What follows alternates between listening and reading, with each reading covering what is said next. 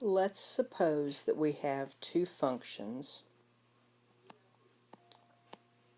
f of x equals x cubed minus 2x, and g of x is equal to x minus 1. The composition of these two functions can be written in a couple of different ways. We sometimes use the circle to mean f composed with g of x, and that means we're going to take f of g of x.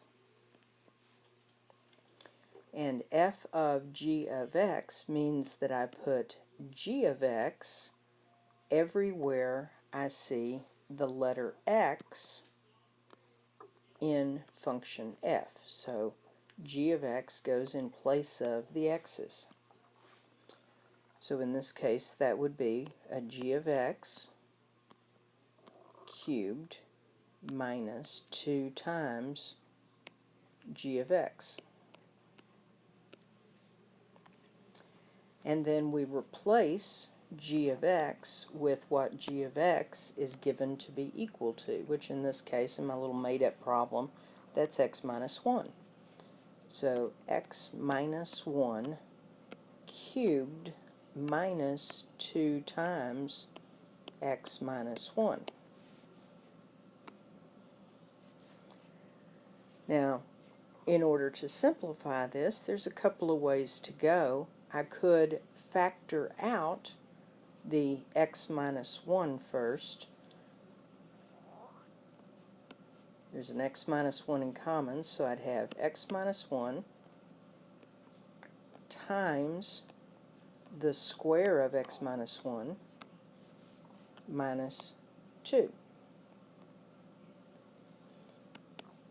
Then that would become x minus 1 times, when we square x minus 1, remember to use FOIL and multiply out x minus 1 times x minus 1. So that's x squared minus 2x plus 1, and then minus 2 still. So since we have a positive 1 and a negative 2, that makes negative 1 when we combine those like terms. We have x minus 1 times x squared minus 2x minus 1.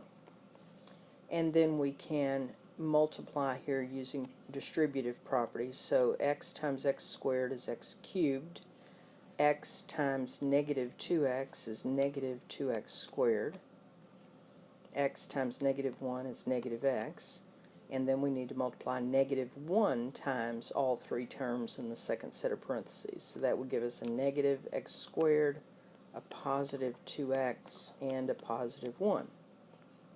By combining like terms, we end up with x cubed minus 3x squared minus, plus x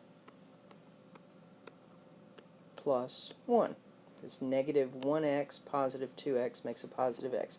So that's what we get for f of g of x. Now notice that composition of functions is not commutative. Composition of functions is not commutative. So let me shrink this down a bit. And let's find g of f of x. And again, the other way this can be written is g of f of x. So that would mean we're doing what g says to do. So f of x goes into function g and replaces this x right here. So if I do that, that would mean I have f of x minus 1. And since f of x is equal to x cubed minus 2x, we have x cubed minus 2x minus 1.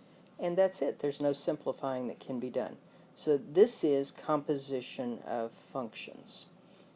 Now, how that relates to the chain rule in calculus. Let me write the chain rule.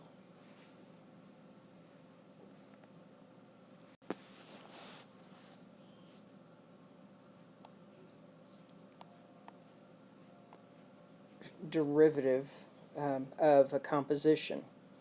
So the derivative with respect to x of f of g of x is equal to f prime of g of x times g prime of x. So that's the chain rule written in the form of the derivative of a composition of two functions. So let's take a look at, let's say this is h of x is equal to, let's have x cubed minus 1, and let's say that that set of parentheses is squared.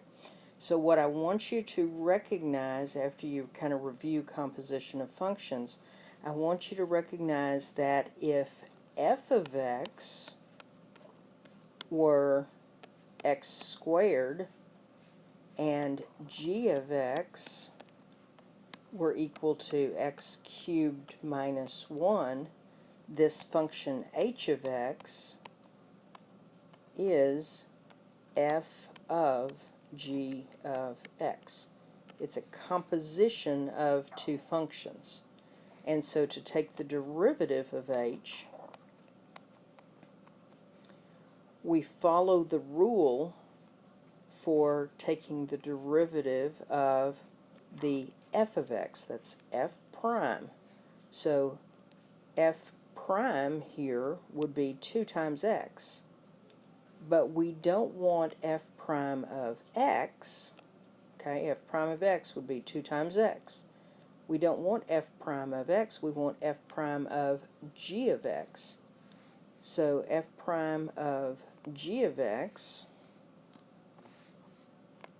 would be 2 times g of x.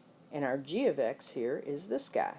So 2 times x cubed minus 1. And that's to the first power, because the derivative of x squared is 2x to the first power. And then we have to multiply times g prime of x.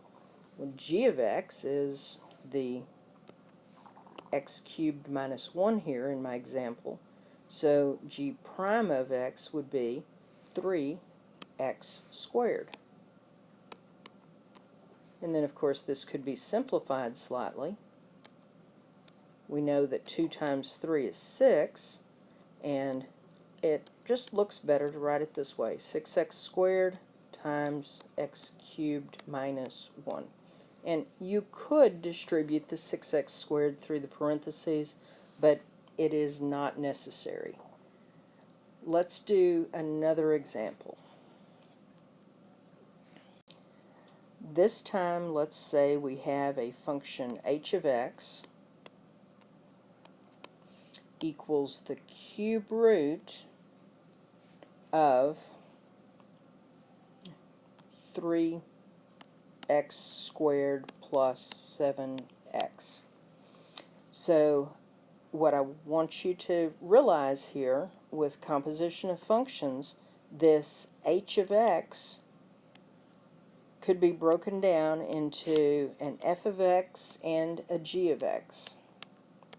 And f of x would be the cube root of x, which could also be written x to a 1/3 power.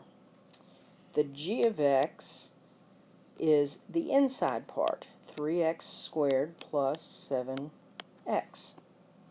So when I apply the chain rule in order to find the derivative of h of x, I'm going to do the derivative rule for x to the 1/3 would be 1/3 x to a negative 2/3, because 1/3 minus 1 is negative 2/3.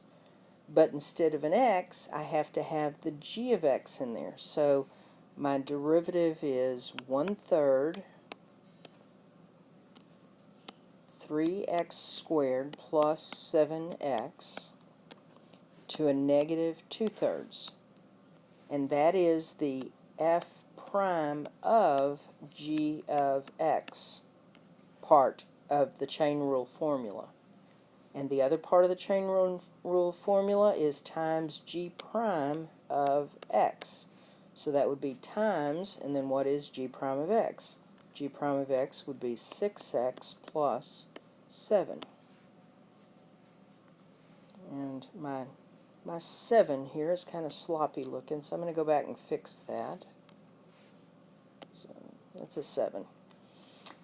So I hope that helps a little bit.